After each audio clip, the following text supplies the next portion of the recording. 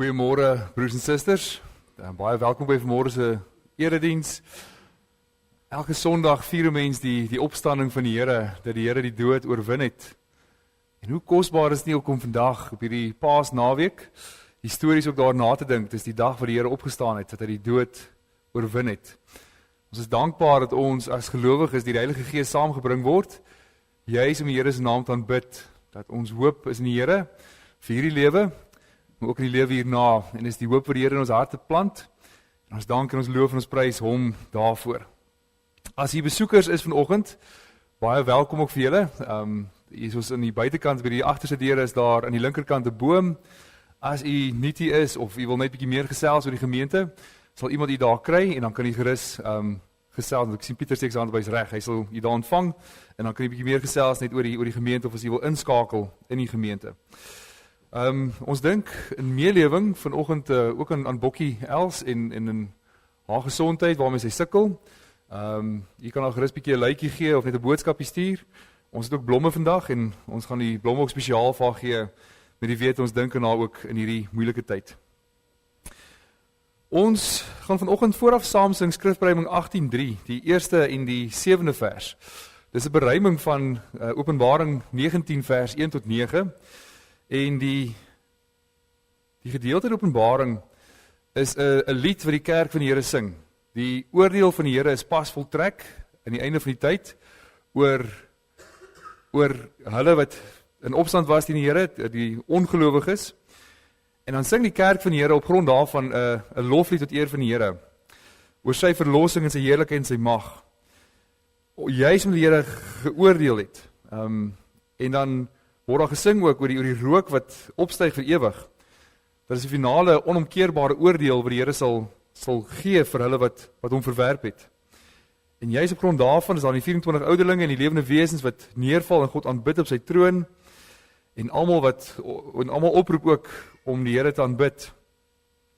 En as die antwoord daarop soos die gedruis van baie watermassas en donderslae dat God die almagtige regeer. En net daarna skuif die fokus dan na die bruilof van die lam. Mense hoor is die oordeel, die lof van God oor die oordeel wat voltrek word, en dan die vereniging tussen die bruid en die bruidegom, Christus en die kerk, wat voltrek word daar, dat aan die bruid gegee is om gekleed te word in rein wit klere, wat die regverdige dade is van die gelowiges. En dat daar aan haar genade gegee is, dat God haarself aangetrek het en haar bekleed het. En dat hulle wat in die bruilofsmaal toe uitgenooi is hulle wat salig is. Dit skets dus hierdie kontras tussen die ongelowiges en die oordeel wat vir hulle wag en die heerlikheid wat wag vir die kerk van die Here by die bruilofsmaal. Ons sing daarvan saam nou vooraf Skrifbereiming 18:3 vers 1 en vers 7 en daarna begin ons met die erediens.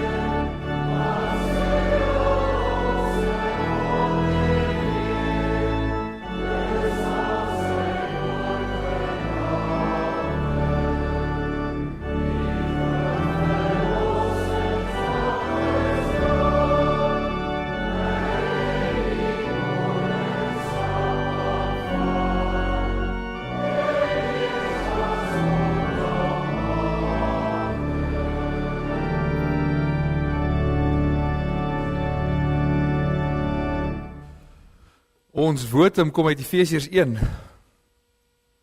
God is ryk in barmhartigheid en het ons innig lief.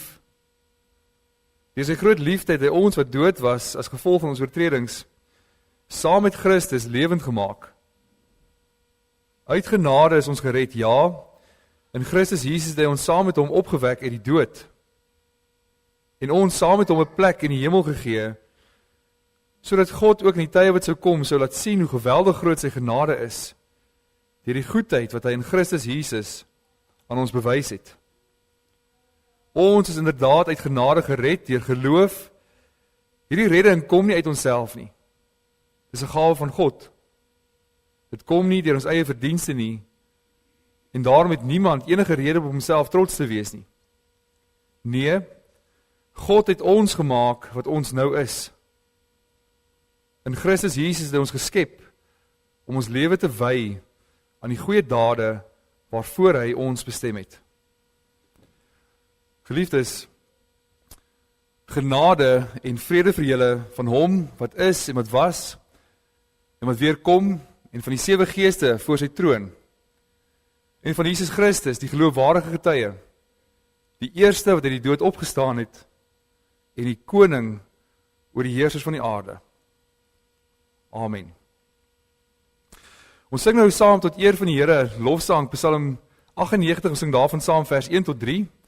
Sing van die dade van die Here, kom, en sing vir hom 'n nuwe lied. Ons sing saam vers 1 tot 3, daarna kan ons bly staan vir die belydenis van ons geloof.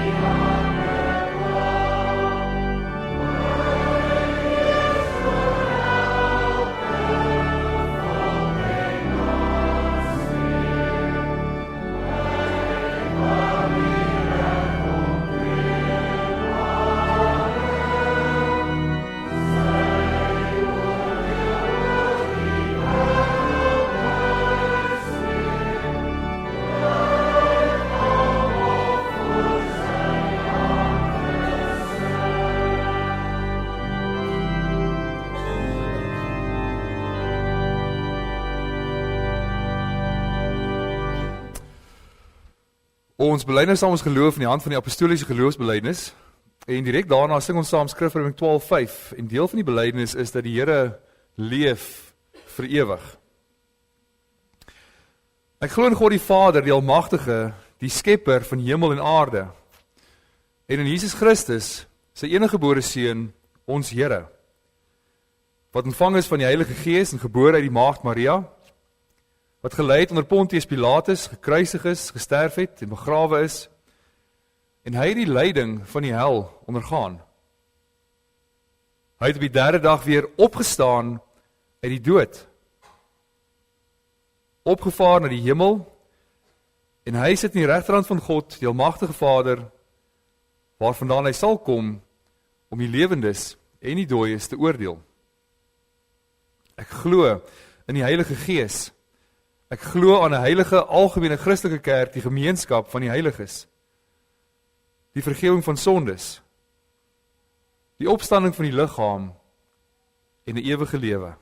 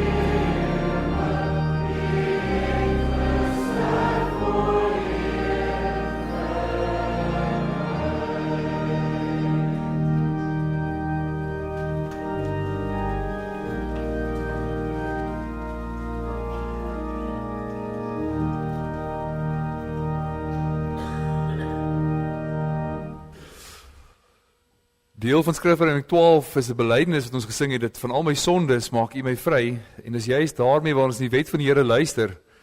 Ons besef ons is nie sondeloos nie, maar dis juist die genade van die Here in Christus wat ons beleef dat hy die wet vir ons volkome nagekom het. Direk na die aanhoor van die wet gaan ons saam sing Psalm 70, daarvan die 4de en die 3de verse. Laat wie U soek, Here, telke male hulle blydskap in U naam herhaal. Laat hulle altyd bly bely, die Here is groot. Hoe groot is hy?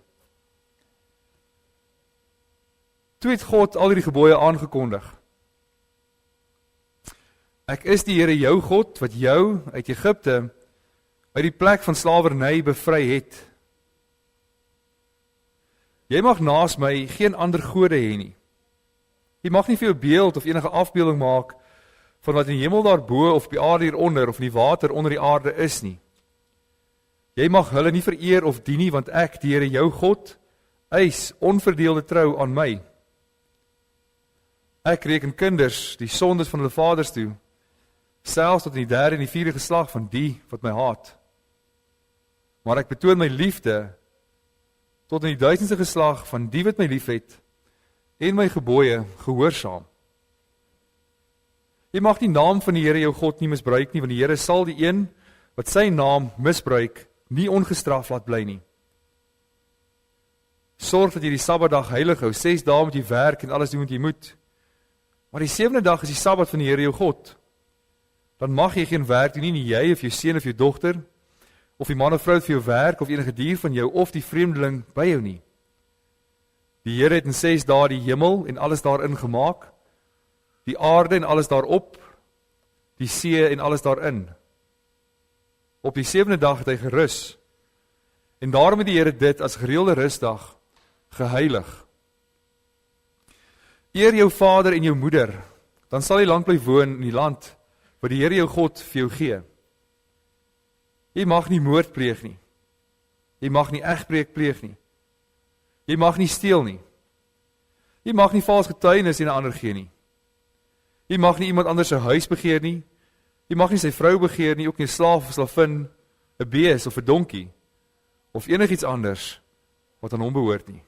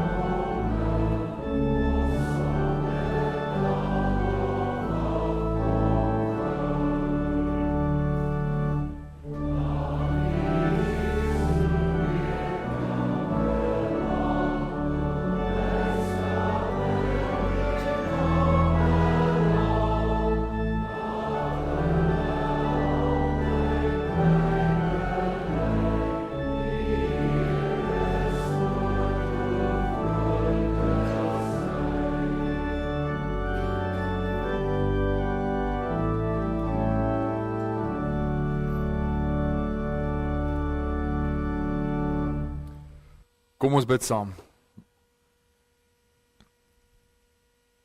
Ons Vader in die hemel, wat 'n heerlike belydenis om te mag maak, om te kan sing, die Here is groot. Dat in ons menslike denke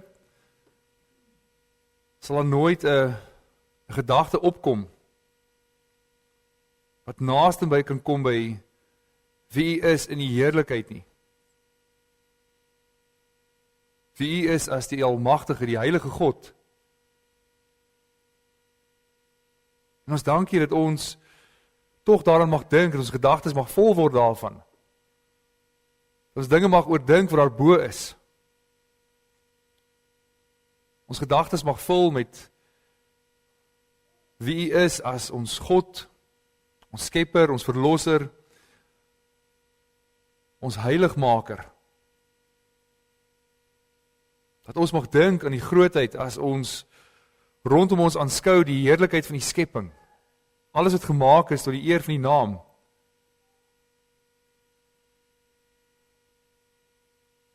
Here,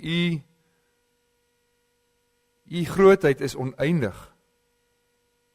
U liefde vir ons onbeperk. En dit is 'n besondere op 'n dag soos hierdie wat ons kan stil staan en rustig word vir U. En ons verlossing kan vier en herdink. Dat U Seun die dood oorwin het. Dat hy die dood opgestaan het. Dat hy die geregtigheid wat hy verdien het vir ons gee. En dat ons ook nou deur sy werk tot 'n nuwe lewe opgewek word. Dat vir ons 'n betroubare waarborg is dat ons ook uit die dood sal opstaan. Dat ons by ons sterwe ook na U toe sal gaan. Ons siel by U sal wees, met ons liggame ook opgewek sal word. En weer verenig sal word, dat ons as mense by U sal woon.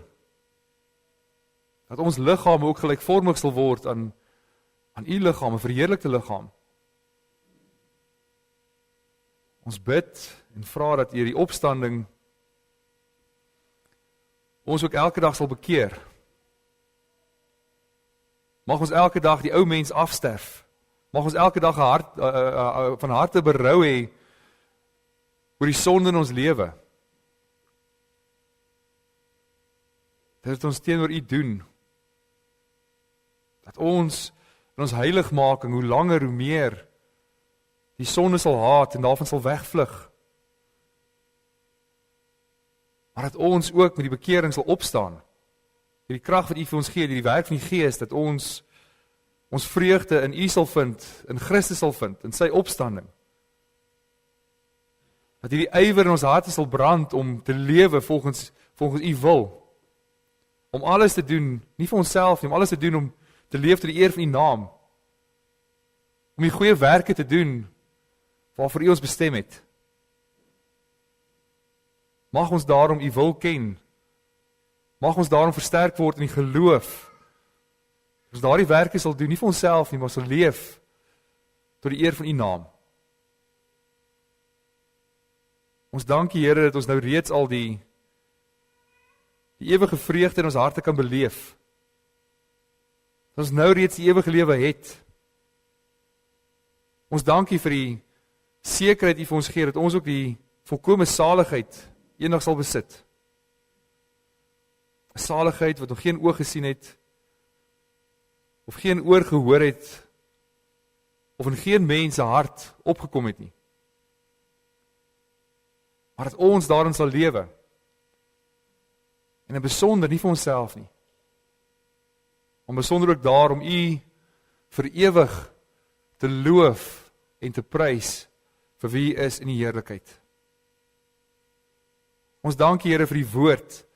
En ons dank U dat ons besonder vanoggend weer kan saam U woord aanhoor. En besonder die groot werk dat U die dood oorwin het. Maar ook die groot werk van die Gees in ons harte. Dat ons in verwondering voor U sal staan en in lofprysing sal uitbreek vir U werk in ons lewe. Ons bid dit in Jesus naam alleen. Amen. Ons luister saam na die woord van die Here uit Johannes 20. Ons gaan daarvan saam lees vanaf vers 1 tot en met vers 10.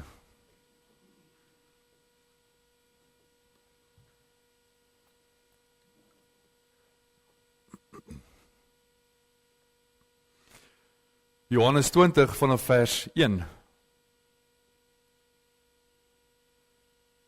Die Sondagmôre vroeg, toe dit nog donker was, kom Maria Magdalena by die graf en sien dat die klip van die graf al weggerol is.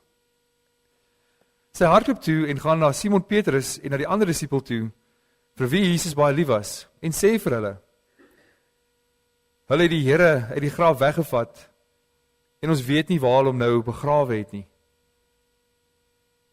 Petrus en die ander disipel het toe uitgekom en na die graf toe gegaan. Die twee het saam begin hardloop, maar die ander disipel het vinniger as Petrus gehardloop en eers by die graf gekom. Toe hy vooroor buig, sien hy die doeke lê, maar hy het nie ingegaan nie. Na hom het Simon Petrus ook daar aangekom en hy het in die graf ingegaan.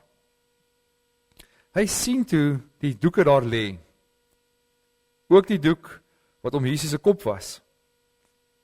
Die doek het nie by die ander doeke gelê nie, maar was eenkant afsonderlik opgerol.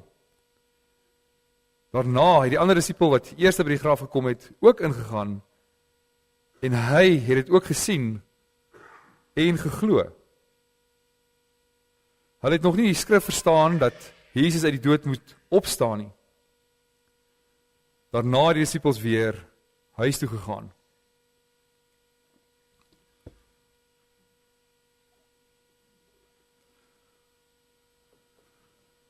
Geliefde broer en suster, mens moet baie mooi sien in die evangelie, in die vertelling van die evangelie van ons Here Jesus Christus, dat die gebeure wat plaasgevind het by die kruisiging en by die opstanding, is nie iets wat net een kant weg van die samelewing of in 'n hoek plaasgevind het waar niemand kan sien nie. Maar dis dinge wat plaasgevind het waar soveel ander mense betrokke was, soveel ander mense teenwoordig was, soveel ander mense gesien het wat gebeur. En wanneer mense dink dat daar ooggetuies was vir soveel van die gebeure van die evangelie, dan mens besef maar om 'n ooggetuie te wees van iets kan verskeie dinge beteken. Jy kan met iemand praat wat 'n ooggetuie was van 'n ongeluk wat op 'n straathoek gebeur het. En die persoon kan ook sê, maar ek het in 'n vinnige oomblik omgekyk en gesien dat daar twee voertuie mekaar in vasry en meer as dit kon ek nie regtig sien nie. Met ander woorde, die persoon was 'n ooggetuie daarvan gewees. Maar jy kan op 'n ander manier ook 'n ooggetuie wees. Jy kan op 'n ander manier die passasier wees wat in een van die voertuie ry en presies alles waarneem wat jou bestuurder gedoen het en die ander bestuurder gedoen het en alles wat aanleiding gegee het tot by daardie ongeluk. 'n Ooggetuie wat eintlik alles beleef het ook wat hy ook gesien het. So wanneer ons hoor van die getuienisse, besef ons dat die apostels was ooggetuies gewees wat in die tweede sin van die woord alles beleef het en alles kan getuig wat hulle eerstehands beleef het. En juist wanneer ons dan Handelinge deurlees, dan hoor ons van verskeie toesprake van die apostels, dat hulle hierdie tipe van ooggetuies was. Nie in 'n sin dat hulle net 'n oomblik een van die wonderwerke dalk waargeneem het, soos die klomp van die skares wat daar teenwoordig was nie, maar ooggetuies wat jare en jare se herinneringe saam met Jesus kan herroep, al die gebeure wat plaasgevind het, wat Jesus se bedieninge beleef het, wat sy kruisiging gesien het en sy opstanding kan van getuig. Trouwens, wanneer hulle 'n opvolger vir Judas moet kies, dan is dit vereiste dat die persoon 'n getuie van die evangelie moet wees. Een van hulle wat saam met die Jesus was en saam met die apostels was, die disippels was, van die dag wat hy van sy doop tot hy van ons af weggeneem is, een wat kan getuig van sy opstanding. En dit is ook verder merkwaardig as 'n mens die briewe gaan lees wat geskryf is deur die apostels, van twee van die apostels se briewe wat getuig daarvan dat hulle hierdie ooggetuies was. Dis in die briewe van Johannes en Petrus. Ons hoor spesifiek in Johannes se geskrifte in 1 Johannes 1, waar die apostel beklemtoon dat dit hulle verkondig het hulle self gehoor en gesien en aanskou. En selfs hulle hande aan hom geraak. Die tweede is in Petrus, in sy brief, beklemtoon hy ook die evangelieboodskap, dat dit nie op stories of op mites berus nie, maar op 'n werklike ervaring. Hulle was self ooggetuies van Christus se majesteit en getuig daar met sekerheid van dit wat hulle gesien het. En is dan juis van hierdie twee apostels waarvan ons lees in hierdie gedeelte. En dink jouself vir 'n oomblik in waardeur hulle moes gegaan het. Hulle het vir 3 jaar 'n pad saam met die Here geloop, klomp dinge beleef. Die Here het hulle geroep om hulle te volg en hulle hele lewe het radikaal verander. Hulle het alles gelos en agter die Here aangegaan. Hulle het 'n lewe geleef van oorwinning, gesien hoe die Here alle situasies oorkom. Dat die koninkryk gekom het. En dat dit binne 'n week se tyd, baie skielik, eintlik, heeltemal weer verander het. Beleef hoe die Here die donderdag aand gevange geneem is. Hoe hy sommer onmiddellik daai volgende oggend, die Vrydagoggend gekruisig is. En hoe alles vir hulle in 'n oogwink net weer radikaal verander het. Dat hierdie hoop wat hulle gehad het op die koninkryk, die koning wat op aarde sal regeer, in 'n mate het verdwyn.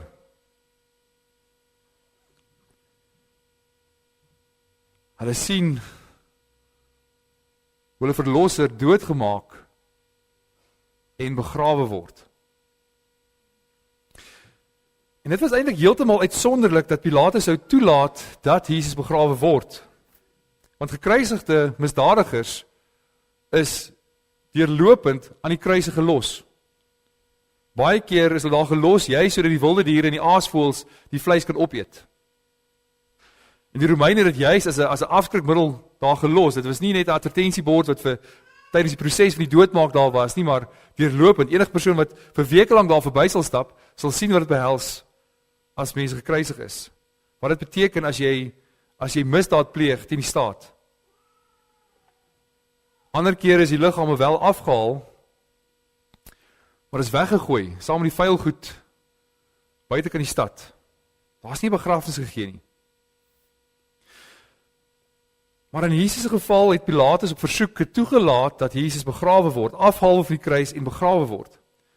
'n Begrafnis wat reeds eeue heen deur die profeet Jesaja voorspel is dat dit sal gebeur. In Jesaja 53 vers 8 sê hy is afgesny uit die land van die lewendes. Hy het 'n graf gekry by die goddeloses, hy was by sondaars in sy dood, al het hy geen misdaad gepleeg nie. En al was hy nooit vals nie. Die Jode se begrafnis was ook uniek. Ons weet van baie van die antieke volke oor hoe hulle begrawe het. Ons weet die Grieke en Romeine het baie keer hulle lyke net verbrand. Die Egiptenare weet ons het baie keer die liggame gebalsem en ergens geberre. Maar die Jode het die gebruik gehad om hulle geliefdes te begrawe. In Johannes 19 se einde vers 39 en 40 lees ons dan juis hoe Jesus begrawe is. Dat die liggaam is met 'n mengsel van speserye behandel met mirre en alwyn wat 'n aangename reuk sou gegee het, aangesien die liggaam nog sou kom besoek word. Baie mense sou nog vir 3-4 dae na die afsterwe die liggaam gaan besoek en daarna nie meer nie as gevolg van die reuk. En in daardie begrafnis sou die liggaam toedraai in linne apart en dan ook die kop, 'n kopdoek wat net genoeg is om die gesig toe te maak. Hulle sou 'n liggaam geplaas het in 'n graf, eintlik maar 'n grotopening was wat uitgekap was, waar binne gelê het en 'n rots voorgerol het. En dis wat Nikodemus en Josef laat Vrydagmiddag gedoen het. En nou hoor ons wat gebeur op die Sondagoggend. Maria Magdalena het vroeg Sondagoggend die graf genader, want sy wil nog speserye gaan byvoeg. Baie mooi sien ons dit word die eerste dag van die week waarop dit plaasvind wat laaster op die deurlopend die Christene se by mekaar kom dag sou wees om te aanbid. Maar Maria Magdalena was eerste by die graf. Dit word spesifiek vertel dat dit gebeur het toe dit nog donker was. En dit wat sy sien in hierdie duisternis, dat dit half nog lig is maar half nog donker is dat die klip is weggerol. So Johannes se beskrywing hiervan dat dit nog donker was, is dat sy nog nie mooi kan sien nie. Dat die duisternis steek vir haar weg wat eintlik aan die gang is. Dat sy moet eintlik goed kan sien, maar sy kan nie mooi sien nie. En sy verstaan nie die betekenis daarvan as hy daar kom en die klip is reeds weggerol nie, dit maak nie sin nie. En juist daarom is die boodskap wat sy gaan oorvertel ook heeltemal 'n aanname wat verkeerd is. Wanneer sy die leë graf sien, word sy verward en sy neem aan, maar as die klip weggerol is, wat sy in die duisternis kan sien, beteken dit tog dat Jesus se liggaam is gesteel, sy liggaam is weggevat. En sy hardloop na die disippels toe, na Petrus en die geliefde disipel, met hierdie gevolgtrekking, en is baie duidelik dat sy of die disippels nie ene daai verwagting gehad nie, niemand het daai verwagting gehad, sal daar kom, sal die klip weggerol wees nie. Inteendeel, hulle was eintlik in 'n toestand van moedeloosheid. Hulle het nie in hulle wildste drome of meer sê in hulle beste geloof kon dink dat die Here uit die dood sal opstaan nie. En juist daarom is Maria se enigste logiese verklaring wat sy in die duisternis kan sien, is dat iemand moes die liggaam gesteel het. Iemand het die liggaam verwyder, wat heeltemal in stryd was met die begrafnispraktyke van die dag, of die Romeinse praktyke. En wanneer sy die nuus oordra, vertel sy eintlik maar net wat sy nog ver gesien het, dat sy nog aan die buitekant was, en net gesien dat die klip weggerol was, sy is eintlik so ontsteld gewees, dat sy nie nader inspeksie gaan doen het nie. Sy het aangeneem en gaan vertel dat die liggaam is gesteel. En met daardie nuus hardop sy na hulle toe vertel vir hulle dit, vir Johannes en vir Petrus. En hoor baie mooi wat sê sy vir hulle. Hulle het die Here uit die graf weggevat, en ons weet nie waar hom nou begrawe het nie.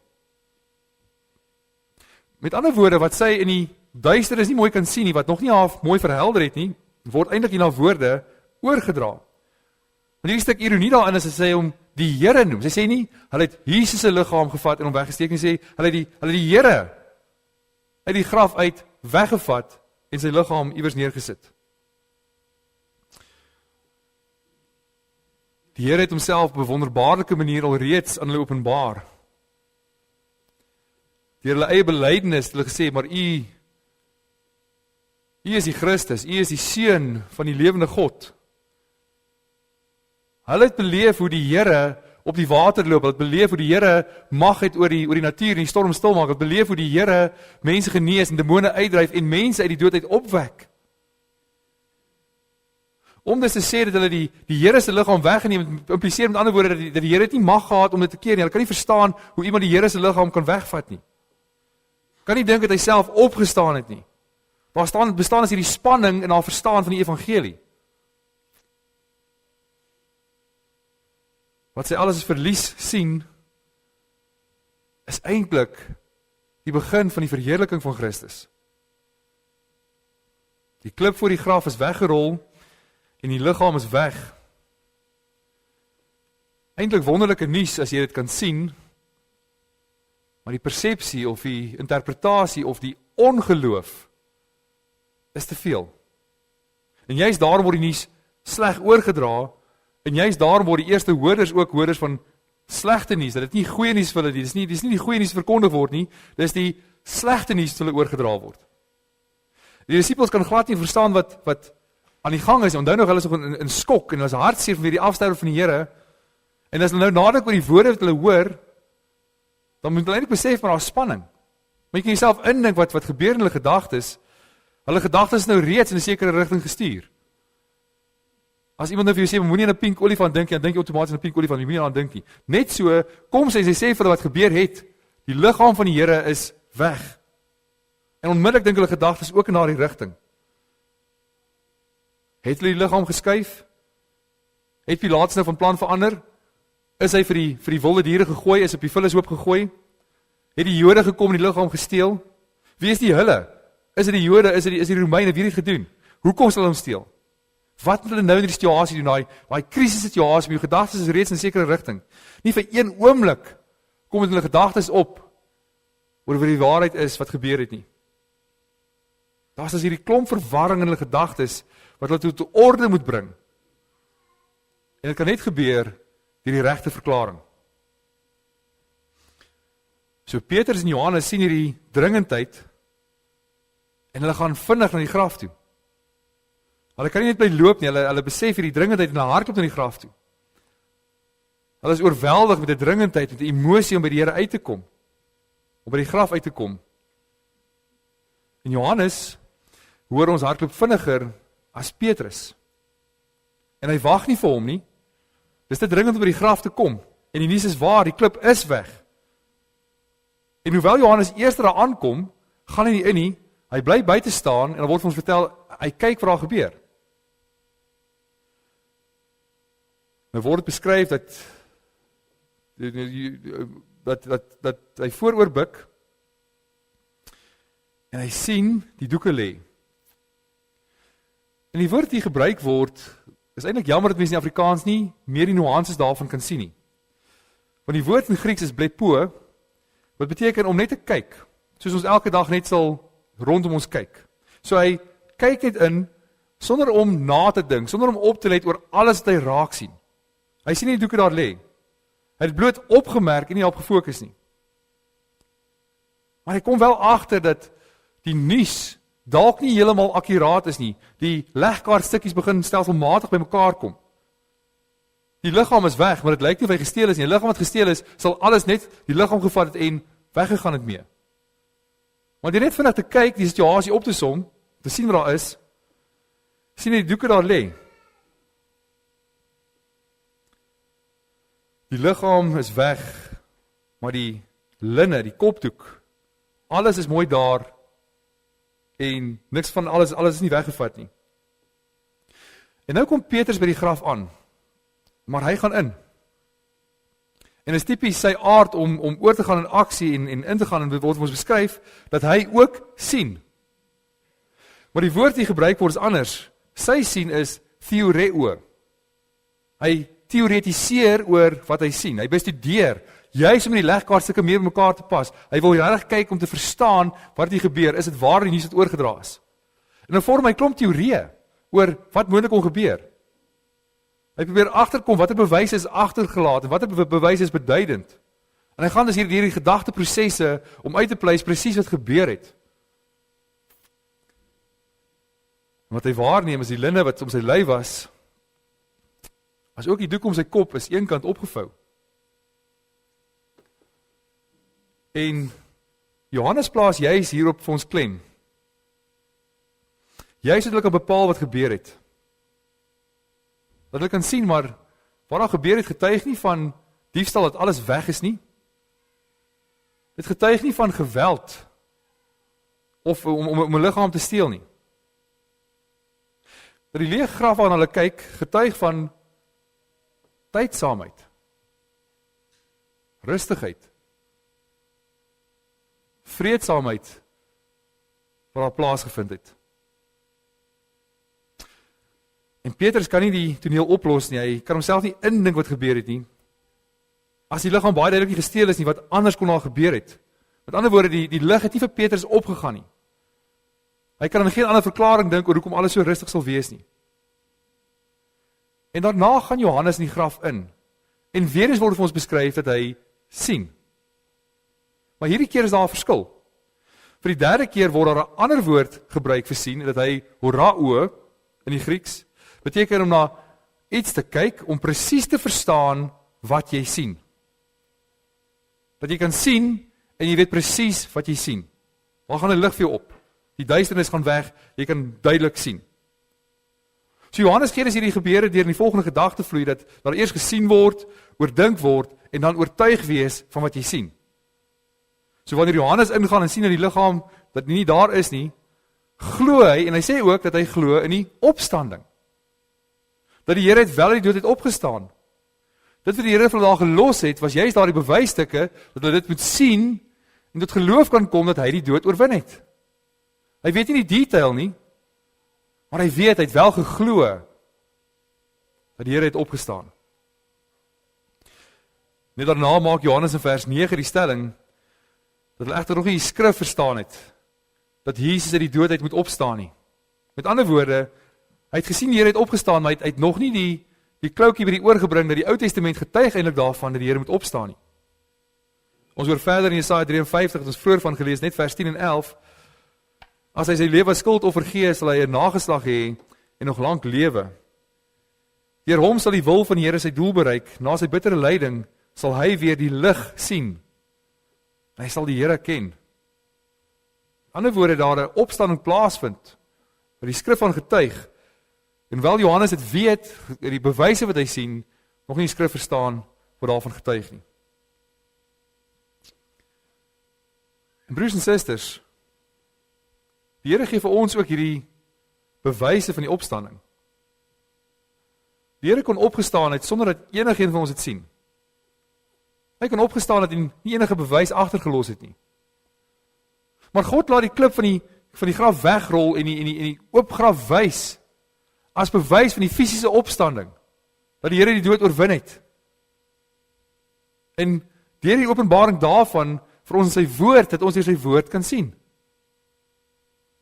Ons hoef nie self by die leë graf te wees nie, maar juist deur geloof kan ons sien, nie net bloot rondkyk nie, nie net met vrae en teorieë uit te dink nie, maar met 'n absolute sekerheid van wat ons sien oor die skrif van getuig is die waarheid.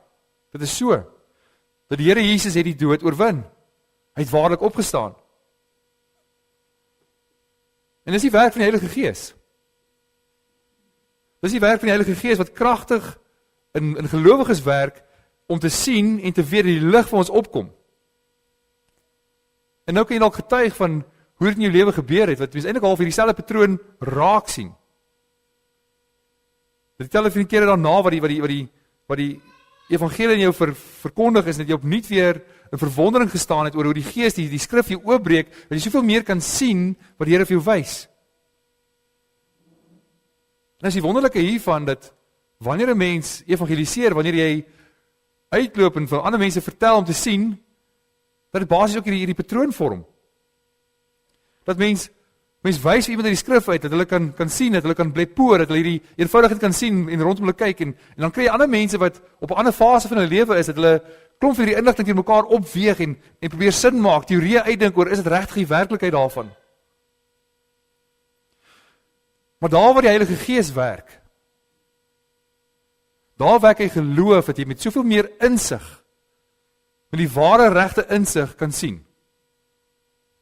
Hierdie jou oë, om werklik waar die waarheid van wat gebeur het, te kan sien. Dit werk die geloof, dit werk die Gees in ons, as hy in ons werk. En wat die Gees ons laat sien, is 'n leë graf. Wat die Gees ons laat sien, is die einde van ons Here Jesus Christus se vernedering. Wat die Gees ons laat sien, is die begin van die Here se verhoging. Dat hy het opgestaan, die laaste kledingstukke van die vernedering is uitgetrek, daar die begrafniskleed wat hy op sy dood is uitgetrek. Dit is nie meer nie. Dit is agtergelaat. Daar sal in ewigheid nooit meer enige vernedering vir die Seun van God wees nie. Want hy is verhoog en in ewigheid sal hy al daardie lof en aanbidding ontvang vir wat hy gedoen het. Tot in ewigheid sal hy verheerlik word. Dat alle mag in hemel en op aarde is vir hom gegee. Dat hy vaar op en hy sit in die regterhand van die Vader. En hy regeer oor alles. En elke tong sal bely, elke knie sal buig voor hom dat Christus is die Here. Dis waartoe die Gees ons bring by die leë graf. Dat hy ons sien dat daar waar die sonde die dood meebring, dat Jesus waarlik onskuldig was. Sy opstanding is 'n bewys dat hy sondeloos was. As hy sonde gehad het, sou hy nie volkome vir die straf van die sonde kon betaal nie. As daar enige mate van sonde in hom was, sou hy nie opgestaan het nie. So geliefdes, die leë graf is die heerlikheid van die Christelike geloof. As Jesus nie opgestaan het nie, is sy menswording, sy vernedering, sy kruisiging, alles te vergeefs. As hy nie opgestaan het nie, is daar geen sin vir ons om die evangelie te verkondig nie. Trouwens, dan is daar nie evangelie nie. Dan was die woorde van Maria waar, die liggaam is gesteel. Dan was die eerste verkondiging nie goeie nuus nie, maar slegte nuus, en so slegte nuus gebly het, vir altyd. Dan sou daar geen betekenis of implikasie vir sy lewe vir ons gewees het nie. Dit sou alles vir niks gewees het, en beste sou hy 'n life coach vir ons gewees het. 'n Paar wyshede gespreek het wat ons vandag kan hanteer. Maar die leë graf, wat die Heilige Gees ons sien, met begrip, met insig, dat die Here die dood oorwin het. Hy het opgestaan en die dood oorwin. En ons sal ook eendag finaal ons sondeklere agterlaat, en ons verheerlikte liggame kry in ons opstanding. Dat ons sal die oorwinning behaal. Ons sal die wit klere aantrek, en ons sal dra voor die troon van die Lam. En daar sal ons uitroep voor hom, dat ons redding kom van God, wat op die troon sit, en van die Lam. Die Gees laat ons sien hoe ons opwekking uit die dood sal wees. Waar soveel vrede is. Nie spanning nie. Soveel sekerheid. Soveel rustigheid. Ons liggame sal by ons opstanding so syne wees. 'n Liggaam wat nooit meer sal sterf nie, maar wat vir ewig gebruik sal word om God te verheerlik. In die opstanding van Christus kry ons as gelowiges werklik die versekering dat Christus die volle prys met sy lewe betaal het. En juist daarom kan ons nou ons lewe toewy aan God as 'n dankoffer tot sy eer.